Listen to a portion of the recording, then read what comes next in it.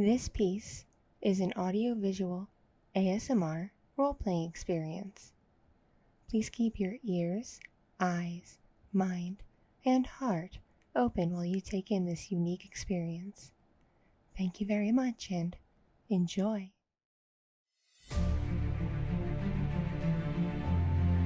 Look into their eyes, you know somebody is home. They're an animal that possesses great spiritual power, not to be meddled with. It's a little town with a really big secret. It's so bizarre what's going on over here. I have to go back to understand this. The speedboat herded them in, and they could just pick out the young ones. This is the worst thing that I've ever done. If you were in a bathtub for 25 years, don't you think you'd get a little psychotic? There's no record of an orca doing any harm in the wild.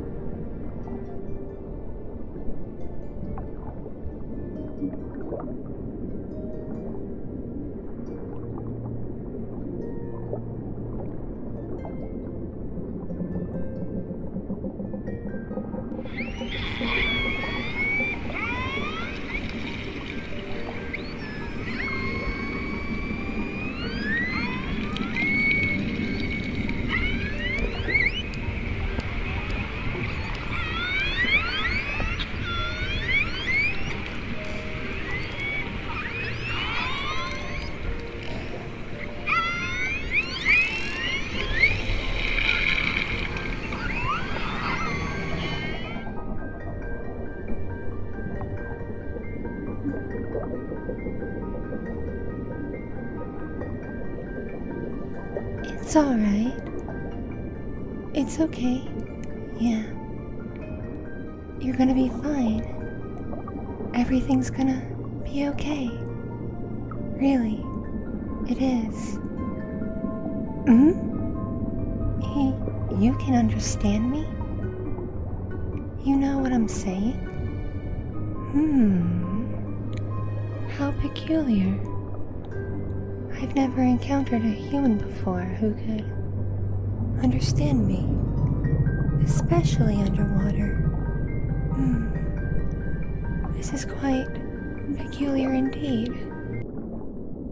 The only people who could ever even remotely understand me are the natives on the shore, the Haida and Tinglet people. And even then, they don't always know what I'm saying. I think sometimes they just assume they know.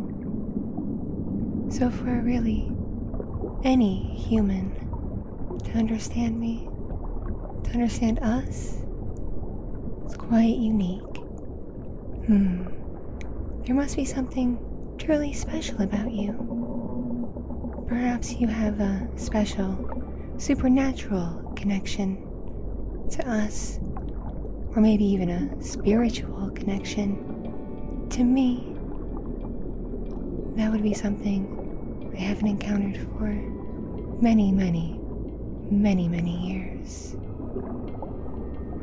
If you're wondering why you don't need to breathe, I've given you just a little touch of my spiritual, supernatural abilities. Oh, where are my manners? After all, we're all about politeness and respect. I assume humans might be the same. Anyway, I am Mutsu Kalane, or really the incarnated spirit of his blackfish totem. But most people who see me simply refer to me as Orki, kind of a nickname for the scientific term for blackfish, or orcas, or killer whales as you might know us, or sinus orca, which easily can become Orki. I think it was initially the local scientists who came up with that nickname for me when they first saw me walk along the shores. And then it got adapted and adopted by pretty much everyone who's ever seen me. And quite a few have at this point. Of course, not everyone. So yes, I do have quite a spiritual power. I'm deeply connected to the Haida Tinglet people. In fact, it's their spiritual folklore that helped bring me to life, and their spiritual connection to orcas, and now to me. So, if you can accept my powers and understand what I'm saying to you, perhaps there's a reason. There's a reason you fell off that boat and into my waters. But what could that reason be? Wait, are you here to listen to us? Listen to me? Hear our story of how we got here? Perhaps I should fully introduce myself. I go by Orki, and I'm the current guardian of the southern resident killer whales of the Puget Sound region. We are deeply endangered for a number of reasons. It's not just one. The big one right now is just simply lack of food. Human activity has driven all the salmon away, or well, most of it. So the residents have to travel further out to sea, away from home, to find food to eat, and to feed what few young they're able to have. It's quite sad, really. What would help is if some of these dams weren't built, so the salmon could travel up the rivers to spawn. Because if salmon can't spawn, well, no fish means no blackfish. And unfortunately, there's another way you humans had a hand in our depleted numbers. It happened many years ago, a few decades, but I remember it like it was yesterday. A bunch of us, we were traveling through the sea to meet up with each other, a gathering of all the Orca families of the Orca nations. A big pilgrimage we make every single year, but this one was going to be different.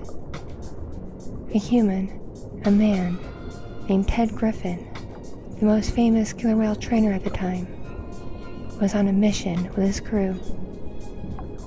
They hunted us, but not for our meat, not for our bones, not for our blood, but for us, alive and whole. Specifically our young ones. That's who they wanted. Now, in this big roundup, we kind of knew what we were doing because on smaller scales, we'd been captured by him and his team before. So a group of experienced adults traveled one way, tricking the boats, while the mothers with their babies were in a different direction. But the humans had aircraft, and eventually, well, we had to come up for air. And when they saw us, the planes alerted the boats, and they trapped the mothers and babies in a cove. And then one by one, they picked out the little ones, the ones that they felt would be the right age to to bring into aquariums, to train, to do what humans wanted them to do. All in all, 7 youngsters were taken away in that particular roundup, though they're not the only ones. Throughout many years, plenty of our population was taken away, but this one was extremely brutal. A mother lost her life, as did several youngsters who weren't part of that 7. And the humans, wanting to avoid scandal, cut open their bodies, filled them up with rocks, tied anchors to their tails, and sank them. It wasn't until that mother's body washed up on shore and someone discovered the sunken young ones that people had a better idea of just what was going on and the damage it was causing. So eventually, Ted Griffin and his crew and their associated business were kicked out of Puget Sound and Penn Cove. I'm not exactly sure where they traveled after that. I've heard rumors it was around Iceland, but I can't be too sure. But unfortunately, because of that major event, our population was never fully able to recover. It's sad, really. I think about it all the time. All in all, there's only 74 of us left in the wild. And there's just one girl, one female, left in captivity, where she's been for the past several decades. She's many, many years old. If she were in the wild, who knows, she might have been a grandmother by now. But I've heard in the tank she's kept in that pool, well, she hasn't had a mate since 1980, and she never bore any calves. So aside from a couple of dolphins who keep her company, she's all alone, with no other orcas to talk to. Her mother is still here. I can hear her, ways away. She hangs out in the back of the pod, specifically L pod. Her name is Ocean Sun. She could be a grandmother or a great-grandmother by now, but she lost her first daughter. You humans call her Lolita. And then her second daughter, Tsunami, passed away of relatively natural causes, but at a fairly young age. And since then, poor Ocean Sun has been traveling alone with just guidance from her fellow L-Pod members. Breaks my heart. She was such a devoted mother to Lolita and to Tsunami. My heart hurts for her. And my heart hurts for the whole tribe, all 3 pods, J, K, and L, because they lost their beloved matriarch a few years ago. The humans nicknamed her Granny, or J2. She led us southern residents for quite a few many years. Humans, silly enough, believe she was over 100, but I don't think that's possible. But she lived a long, fulfilling life and passed peacefully of old age. But since then, the rest of the pods have had difficulty establishing a new matriarch, a proper matriarch. Several females have taken the mantle, trying to guide the others, but none of them had the same knowledge or the same experience of Granny. And as such, it has become harder and harder for the pods to find food, to find refuge from the boat noise, and to find parts of the ocean not turned all disgusting by pollution. It's been hard, and our numbers have never been the same since those roundups. Fewer and fewer babies have been born. We just can't keep up. But there is hope. There is light at the end of the tunnel. Eventually, your government declared us other residents to be an endangered species, so humans can no longer touch us or do us any harm. That was the first step of many that need to happen. I would like to see Lolita be free, but I doubt at this point that it's possible. She's been around humans far too long. But perhaps there's other things that could be done. Perhaps those dams could be lowered. The salmon could spawn. There'd be less pollution, less noise traffic underwater. So many things could be done to help save us and protect us. So, what do you have to say, dear one? You've heard me. You've heard our cries. You understand my message. But you're wondering what you can do about it. I'll bring you to shore. And once you're there, go. Go tell other humans what I've told you. Share my message. Share our story. And maybe, just maybe, change will happen in the near future. Just maybe, things will get better for us, and better for our children and grandchildren. So please, spread the word. And if you think there's anything I can do with my power, just tell me now. Or really, there's human technology I could use that's easy to access for me to help get the message out there? Really, I can use human tools, play human games, and talk to humans to get them interested, to make them love me. And once they do, they'll properly hear me. Of course, that's brilliant. It's really, truly brilliant. For a human, you sure are a genius. It's too bad you humans aren't quite as socially smart as us Orcas. But you can't help that you're just missing that tiny part of your brains that we have. It's okay. So, I should follow you then, shouldn't I? And don't worry, I'm not alone. I've never been alone. I've already met several humans who are more than willing to help me, and have been. And they are some of the most incredible humans that I have ever seen.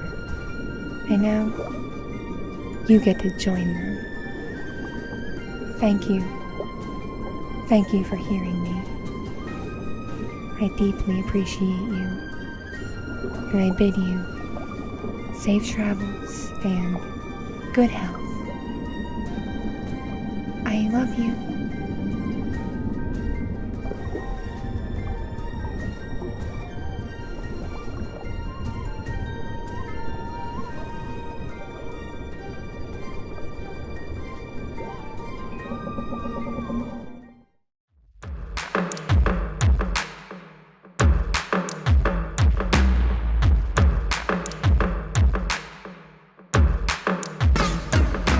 Two hands spread the two